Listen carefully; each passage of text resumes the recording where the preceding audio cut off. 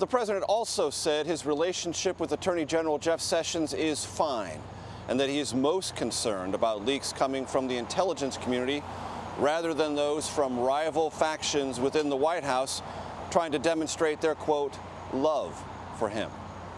Elaine?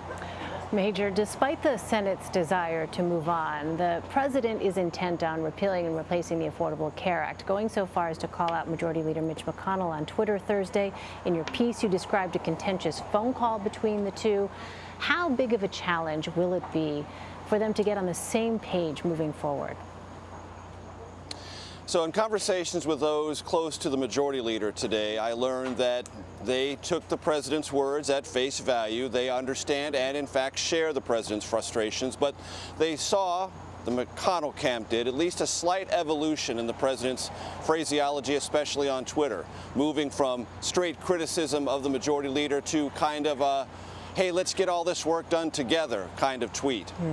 But they also took the president's public statements as something approaching taking Mitch McConnell, the majority leader, to the dog shed and saying, look, you're not performing up to my expectations.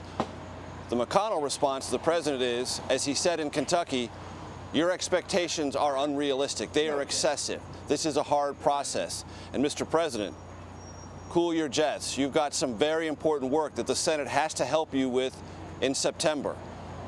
Forget about repeal and replace Obamacare. Far more important is passing a budget, keeping the government open by not defaulting on the federal debt, which means increasing the debt ceiling, and passing a budget that can put into place the legislative mechanism to take on tax reform, your next biggest legislative goal. All of those things have to be accomplished in relatively short order, and Senate Republicans need to be completely unified, or nearly 100% unified, to make those sorts of things happen. And that's where the majority leader's energy is focused right now, less so on repealing and replacing the Affordable Care Act, because as he learned, that is to say Mitch McConnell, the votes aren't there. And until you create a legislative product that has the political votes to carry the political support, rather, to carry those votes, it's not going to happen. And so those in McConnell's world see the president's remarks as something of a pressure valve, opening up the valve of his frustration, hoping they can move beyond it.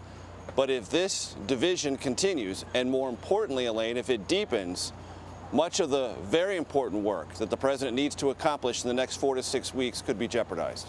So given what you just spelled out then, Major, what do you think the likelihood is, realistically, that Republicans may try again to repeal and replace Obamacare? There is work going on behind the scenes. It is of a much more bipartisan nature. There are some ideas and concepts that are going to be put into legislative language, put before the Congressional Budget Office and evaluated. And based on all of that work, then the politics comes in, and Mitch McConnell, who is very adept at this, will begin counting votes.